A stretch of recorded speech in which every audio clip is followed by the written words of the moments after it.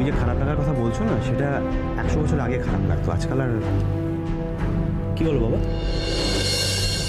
একটু আগে বললে এটা তোমার ফাইনাল ডিসিশন, সুতরাং এই ব্যাপারে কোনো রকম মন্তব্য করার প্রয়োজন আছে বলে আমি মনে করি না।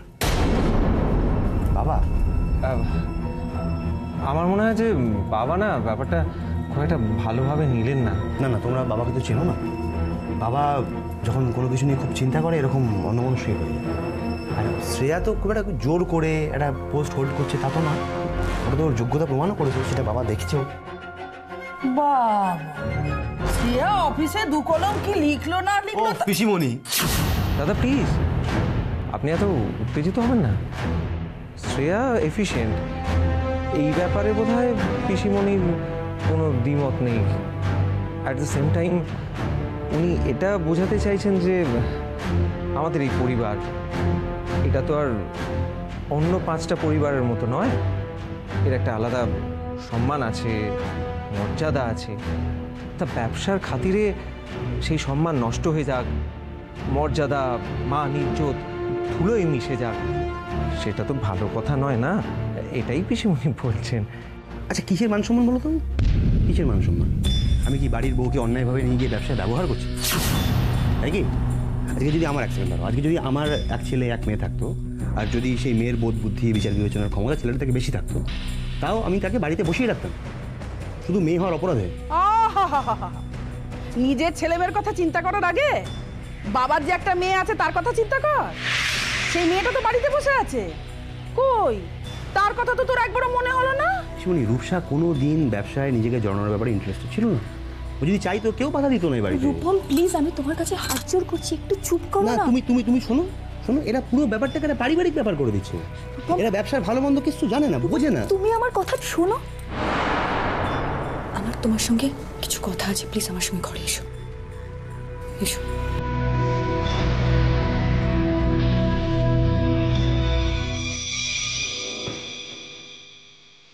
দেখেছো নে, এমন বউ ভক্ত হনুমান আমাদের কথাগুলো মনোপুত হচ্ছে, তাই হনুমানের মতো লাফালাফি শুরু করেছে। যেই বউ ডাকলো অমনি সুর করে গিয়ে ঘরের ভেতরে সেন। আজ যাই করো বা, ও বউয়ের কথা বাদর না ফিরেছো না কেমন?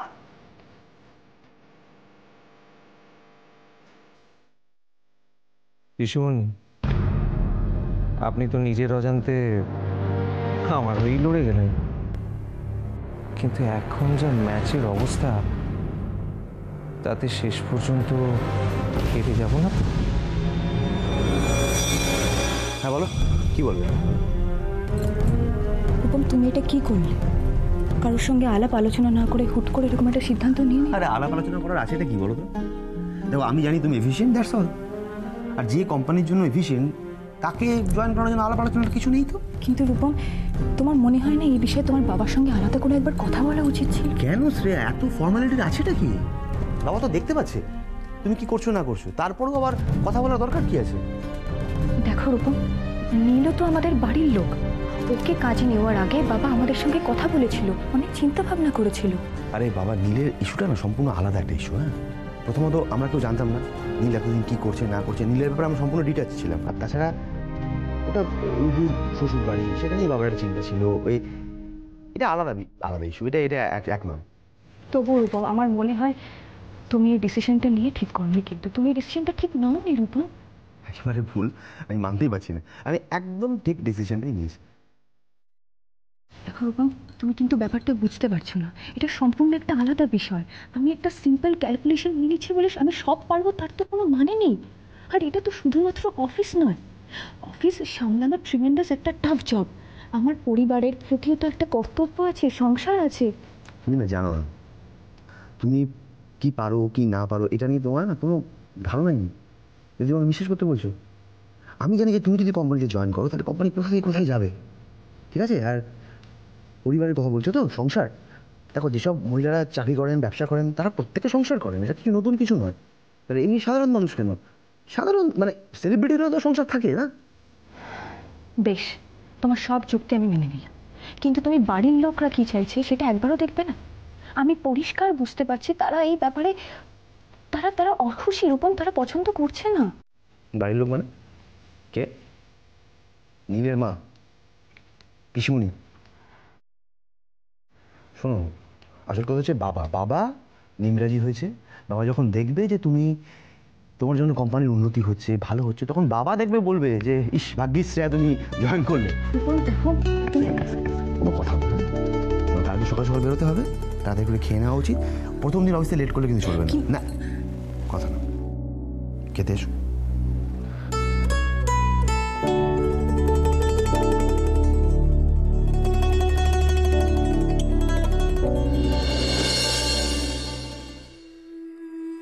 দিদি, আপনি বাঁদর নাচ দেখেছেন কখনো? বাঁদর নাচ?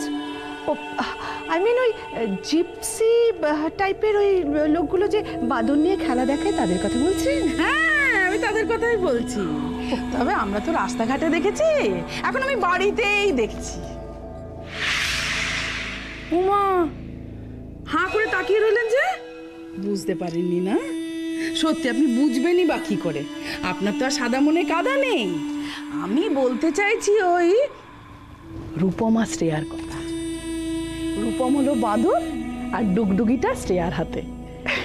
শ্রেয়া যেই ডুগডুগিটা নাড়াচ্ছে, রূপম নাচছে, এই যেই থামাচ্ছে, নাচ বন্ধ। এই দিদি, আপনি যা বলেন না সত্যি, জানেন তো আমার না এরকম দাঁত বার করে হাসছেন কেন? আমি তো হাসির কোনো কথা বলিনি। রাগে না গা আমার রি করছে একবারে। আমি জানতাম ঠিক এইরকমই কিছু একটা ঘটবে। আরে আমার কি ছেলে আর কি হয়ে গেল, জেনেই বা কি হলো বলুন? সেই তো শ্রেয়া সংসার করছে, অফিস করছে, সমস্ত কিছু ওর গ্রিপে নিয়ে নিয়েছে।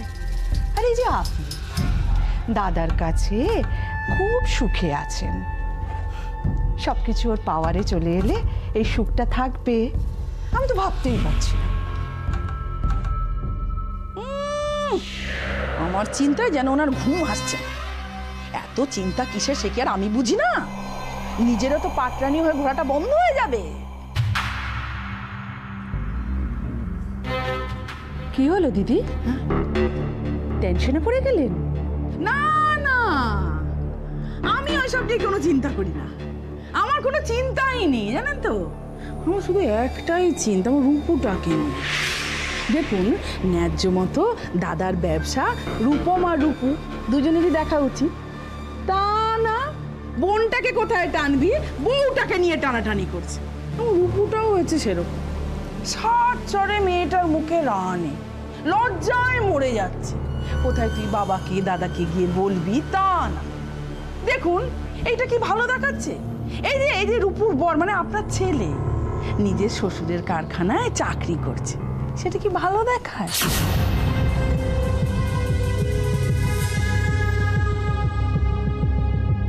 দেখ কেমন লাগে, আমাকে চিমটি কাটা।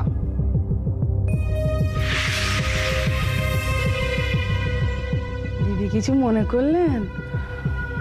না না দিদি, কিছু মনে করবেন না। আমি কথার কথা বলেছি, আমার তো সাদা মনে কাদা নেই, বলে ফেলেছি। আসলে আমিও না নীলকে খুব ভালোবাসি, এত খারাপ লাগে না নীলের জন্য কি বলবো। দাদাও ভীষণ ভালোবাসেন। না না না, দাদাকে নিয়ে কোনো প্রবলেম নেই, দরকার হলে দুটো কথা শুনিয়ে দেবে। সমস্যাটা হচ্ছে রূপমের মাকে নিয়ে। রূপম আর শ্রেয়াকে যদি আগে থেকেই শাসন করতো, এই দিনটা দেখতে হতো না। এই আপনি সঠিক ধরেছে, সব দোষ ওই বৌদি, জানেন তো। ছেলেকে নিয়ে এত ন্যাকাপনা করে আপনাকে কি বল, কি না বংশের একমাত্র প্রদীপ, ওই একমাত্র ছেলে, কি ন্যাকামো এমন করতো জানেন। আপনাকে কি বলবো, ছেলেকে মাটিতে রাখলে পিঁপড়ে খায় আর মাথায় রাখলে উকুনে খায়। কারণ তোর একটা ছেলে হয়নি, ওরই একটা হয়েছে। নীলও তোমার একমাত্র ছেলে। আমি তো কত বকাঝকা করি, কই কিছু বলে না তো। এই তো সেদিন দাদার সামনে ফ্যাক্টরির গন্ডগোল নিয়ে যা তা বলেছি, মুখে টু শব্দটি করেন। যোগ্য সন্তান আপনার দিদি, যোগ্য সন্তান। সেখানে রূপমকে দেখুন, বাবার মুখে মুখে কথা বলছে, পাত্তাই দেয় না, শুধু বউয়ের পেছনে হেদিয়ে মরে।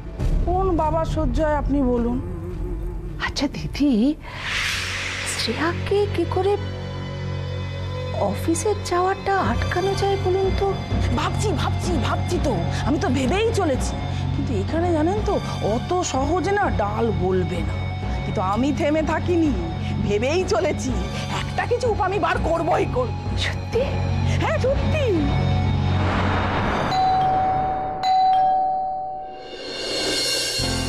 আপনি হঠাৎ?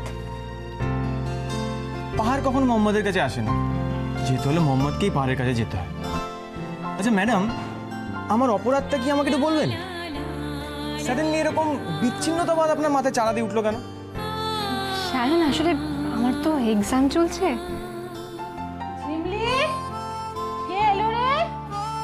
মা, সায়ন এসছে।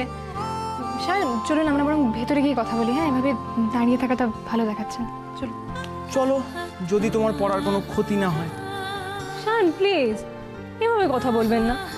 আসলে গত কয়েক মাসে আমি এত পড়াশোনায় ফাঁকি দিয়েছি না যে এখন না পড়ে কোনো উপায় নেই। তুমি এসো না। ওই বাড়িতে সব ঠিক আছে? এই কাকিমা, আমি এই বইটা ফেরত দিতে এসেছি। আসলে মা ভাবছিল আপনি বোধহয় ওবার থেকে কোনো খবর নিয়ে এসেছেন। হ্যাঁ, মানে বই, ঝিমলির বই তোমার কাছে? কাকিমা, এটা একটা পড়ার বই না, গল্পের বই। ও তাই বলো? আমি সেই ভাবছি যে ঝিমলির বই তোমার কাছে গেল কি করে। আসলে কি জানেন তো, মা আমার পরীক্ষা নিয়ে এত টেনসড হয়ে আছে না যে মায়ের মাথায় পড়ার বই ছাড়া আর কিছুই ঘুরছে না। হবে না বলো, এখন ছেলে মেয়ের পরীক্ষা মানে বাবা মায়েরও পরীক্ষা। আর কিছু পড়ে না জানো তো, কি যে ছাইপাশ পরীক্ষা দিচ্ছে ঈশ্বর জানে। চুপ কর। এই সায়ন, আপনি দাঁড়িয়েছেন কেন? বসুন না। কালকে তোর পরীক্ষা না? হ্যাঁ মা, কিন্তু সেকেন্ড পেপার তো কালকে মোটামুটি ঠিকঠাক প্রিপারেশন আছে। এটা কি বই গো? কার লেখা?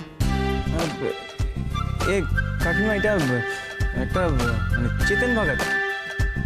চেতন ভগত আবার কোন রাইটার রয়েছে? মা, কন্টেম্পোরারি একজন রাইটার। তুমি কি পড়ো বাবা, এখনকার ছেলেমেয়েরা তো কেউ ঈশ্বরচন্দ্র, বঙ্কিমচন্দ্র, রবীন্দ্রনাথ পড়ে না, কি যে ছাই পাশ পড়ে ঈশ্বর জানে। তা তুমি এখনই বইটা ফেরত দিতে এলে কেন? এখন তোর পরীক্ষা চলছে। আর তোকেও বলি হারিয়ে যাই, পরীক্ষায় পড়াশোনার দিকে কোনো মন নেই, চতুর্দিকে বই বিলি করে বেড়াচ্ছিস। মা, আমি বইটা অনেকদিন আগে দিয়েছিলাম গো। অনেকদিন আগে কি করে দিলি? আমার তো মনে পড়ছে না কোনোদিন আমাদের বাড়িতে এসে বই নিয়ে গিয়েছিল। তুমি নিয়ে গিয়েছিলে কোনোদিন এসে? মা, আমার নিজেরও মনে নেই আমি কবে বইটা দিয়েছিলাম। হ্যাঁ, ঝিমলি, আজকে আমি উঠি। হ্যাঁ, আজকে আর টাইম নেই আমার। বাড়িতে আজকে হুলস্থুলু ব্যাপার। কেন গো, বাড়িতে কোনো অনুষ্ঠান আছে? হ্যাঁ, বৌদি আজকে ফার্স্ট অফিস জয়েন করছে। তাই? ইয়েস। শ্রেয়া আজকে অফিসে যাচ্ছে? এই কথাটা তো তুমি এতক্ষণ বলোনি। হ্যাঁ, এই হচ্ছে তোমাদের জেনারেশনের প্রবলেম, জানো তো। কোন কথার গুরুত্ব আছে সেটা তোমরা বুঝো না। হে রাধা গোবিন্দ।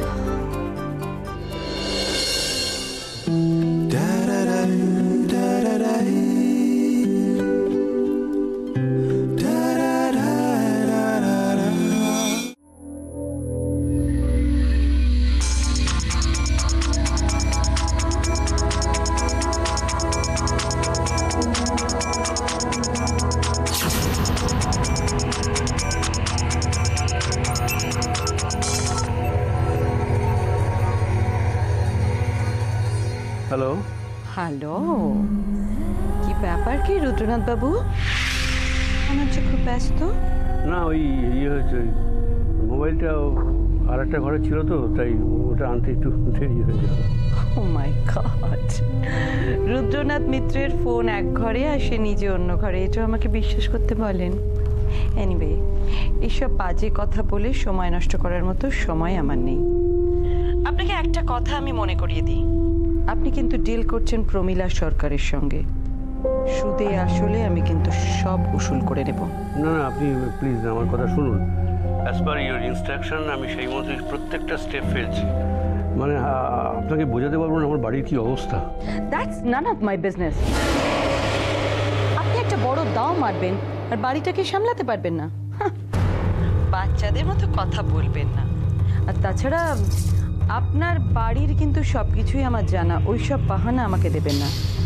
কোন সাহসে শ্রেয়া অফিসে পৌঁছলো সেটা আমাকে বলুন। না, আসলে রূপম বড্ড একরকম, আমার কোনো কথাই শুনতে চাইছে না। অনেকবার বাধা দিয়েছি কিন্তু কোনো কাজই হচ্ছে না। Such a kind-hearted father. Oh my god, আপনি এক কাজ করুন, আপনি বরং আপনার ওই দয়ার শরীর নিয়ে বাড়িতে বসে থাকুন, আর ওই মসলিনের ফর্মুলাটা আমাকে দিয়ে দিন, আমি লাভের কিছু অংশ আপনাকে দিয়ে দেবো, আর ওই ফর্মুলাটার অ্যাড্রেসের জন্য আরও আপনাকে 10% দিয়ে দেবো। মহিলা তো দেখছি একেবারে চিনে জোকের মতো পেছনে পড়ে রয়েছেন। কি হলো, আপনি এরকম চুপ করে গেলেন কেন? একেবারে বেলুনের মতো চুপসে গেলেন তো? কি আমার কথাগুলো মাথায় ঢুকছে না আপনার? না না মিসেস সরকার, আমি শুনছি আসলে একটু সময় দরকার। মানে রূপমকে যদি একবার বাগে আনতে পারি তাহলে। দ্যাটস গুড, আপনি বরং সেই চেষ্টাই করুন, আর যদি তাতে কাজ না হয় তাহলে ঘাট ধাক্কা তো আছেই। দরকার হলে দুজনকে ঘাট ধাক্কা দিয়ে বাড়ি থেকে বের করে দেবেন। একটা কথা আপনাকে আমি বলে রাখি, প্রমীলা সরকার কিন্তু কাউকে রেহাই দেয় না, কাউকে না। না না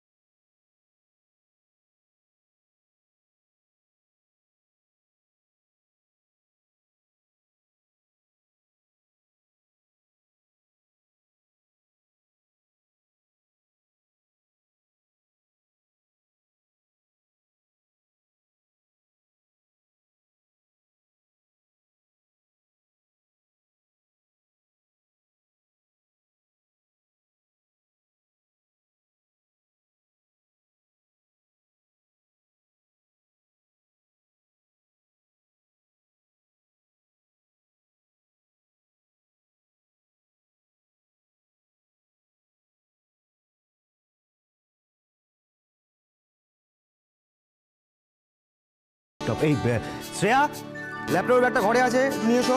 পেন ড্রাইভটা নিয়েছি, মোবাইলটা নিয়ে এসো। হ্যাঁ আমি জানতাম তুমি এগুলো ডেফিনেটলি ভুলে আরে বাবা, তুমি পুরো রেডি? রেডি না হয়ে কি উপায় আছে? তুমি যেগুলো ভুলবে ওগুলো তো আমাকেই খুঁজে বার করতে হবে রূপা। কি বলছো? এই তো আমি তো নিয়েছি, দেখি পেন ড্রাইভ। ও আজকে ভুলোনি? না ভুলে স্বভাব আজকে না, বুঝেছো তো? স্কুল লাইফ থেকে সমস্ত কিছু ভুলে যেত। সব থেকে অসুবিধা হতো কখন বলতো? বই ভুলে ফেলে আসবে। এবার বন্ধুদের বাড়ি ফোন করে দেখো, তারপরে সে বই রহস্য। কি হচ্ছে এরকম? বলতে সবাই বলে ছোটবেলায়, তো কি গো? হ্যাঁ মা, বড়বেলায় কি খুব একটা ফারাক দেখতে পাচ্ছি? আমার তো মনে হচ্ছে না। এই চলো দেরি হয়ে যাবে, এরপরে না যাবে পড়ে যাবে। দাঁড়া, তোর কিসের তো তাড়া? কেন, কি করবে ভাই সব? আরে প্রথম দিন অফিস যাচ্ছে, একটা দইয়ের ফোঁটা দেব না? কই, আমি যখন প্রথম দিন অফিসে গেছিলাম, কই আমাকে তো দই ফোঁটা দাওনি। ও বাবা, হিসেবের বেলায় একবারে 16 আনা, তাও তো ভুলেছিস। দইয়ের ফোঁটা, প্রসাদ সবই দিয়েছিলাম জানো তো, দেখো সব ভুলে দিয়েছি। শুটে কোথাকার। দাঁড়া, জীবনে প্রথম দিন কাজে যাচ্ছ, আশীর্বাদ করি অনেক বড় হও, অনেক উপরে উঠো, বড় মানুষ হও, সব কাজে সফল হও।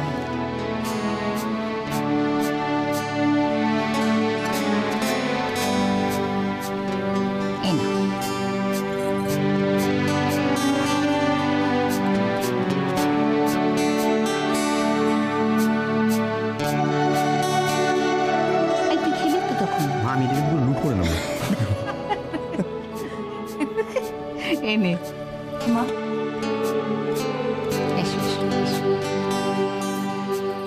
সাবধানে যাস। ও বৌদি, শ্রেয়া কি করে যাবে গো?